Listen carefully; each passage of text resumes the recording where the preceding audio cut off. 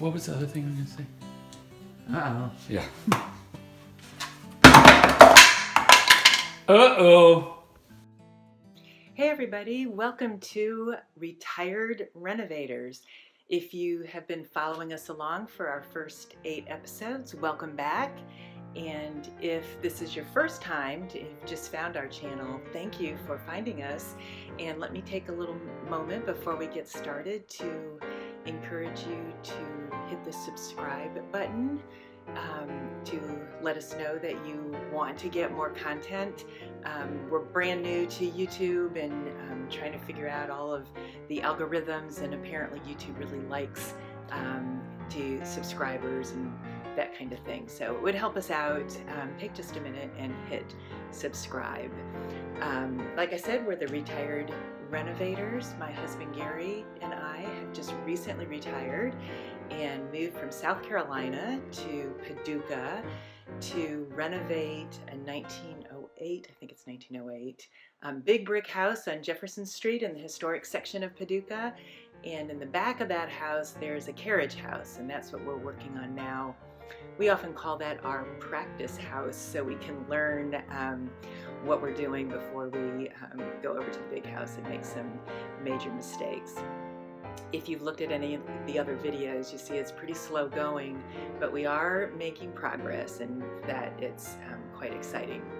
So what I thought I'd talk about today is about stuff that we are buying for the carriage house. And I'm not talking about the tools that we need to do the renovations. We've talked a little bit about the tools already, or even the drywall and the guts of the house, but the other things that people will see, most of the stuff that we'll see, and a lot of that is really exciting to me. Since we're doing all of the work ourselves, we have to pick out everything ourselves, find places to buy it. We found that it gets confusing if you try to buy a whole bunch of things at the same time. Like, you want to concentrate, say, just on kitchen cabinets and really figure that out. And then once you figured that out, buy the crazy things and be done with it. We've also discovered that by being willing to buy things at different times, that we can take advantage of a lot of sales. And so just about everything that we've bought, I think maybe even everything we've bought, we have gotten pretty significant sales on. And so you have to know what they normally cost for real. You have to know what it is that you want, and then when they come up for sale, you have to be willing to purchase. So we have found that has worked really well for us. So what I thought I would do in this episode is show you some of the things that we've bought so far, where we got them, and maybe that will be helpful for you in your own renovations. All right, thanks, and let's go. So one of the first things we bought was the flooring for the bathroom, and this is Core Luxe engineered vinyl plank flooring. We bought it from LL Flooring, I think is what it's called, which used to be Lumber Liquidators, and they had a big sale. I can't remember exactly how much we paid for it, but I think it was under $2 a square foot. We bought a bunch of it, and enough for the bathroom for the carriage house, but also for our bathrooms at our beach house in South Carolina before we moved. We needed to redo those bathrooms, so we thought, well, why not practice before we get to the practice house?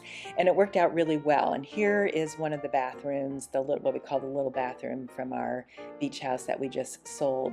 And we loved working with this stuff. It went down really well. It was super easy. It's tongue and groove, looks to be really good quality. Thought it would be fun to try it in the carriage house, the practice house, so we would have information when we go to the renovations for the big house, because there'll be 4 bathrooms in the big house, and we're not sure we want to put tile in all of those bathrooms. Speaking of bathrooms, this is our shower bottom. It's a Dreamline product. We paid about $170 for it on sale again at the Home Depot. I had found it on Wayfair and liked it, but then we saw Home Depot again was having a short sale, and so we bought it right away. And sometimes it's pretty easy to make a decision on a product. We knew early on that we would get a Samsung microwave oven. We have been very pleased with Samsung appliances, and so it was just a matter of when to buy this. And because we had made the decision, one day at Home Depot they had a 40% off sale for these microwaves, and so we bought it, and it's been sitting in a box ever since then.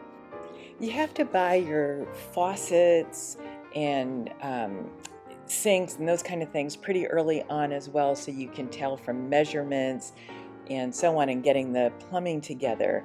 And we bought mostly Kraus products. We love Kraus. We've had them in other houses, super high quality products but reasonably priced, and we buy these online at kitchensource.com.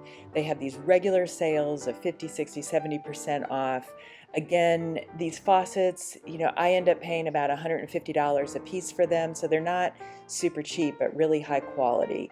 The sink we're getting is a Kraus sink. It's a 32-inch single bowl stainless steel sink. Paid about $300 for it online at kitchensource.com. We've had great luck with that website. They're extremely responsive when you have questions. We did a lot of research to figure out what we wanted to do for heating and cooling, and in part because we wanted to do the work ourselves, we settled on mini splits. We had spent a lot of time recently in Italy, where every house is heated and cooled with mini splits, it seems, and they worked great when we've been there in the summer. So we thought that would be a good option for us. And Gary did a lot of research to try to figure out which mini splits would be good. He settled on Mr. Cool.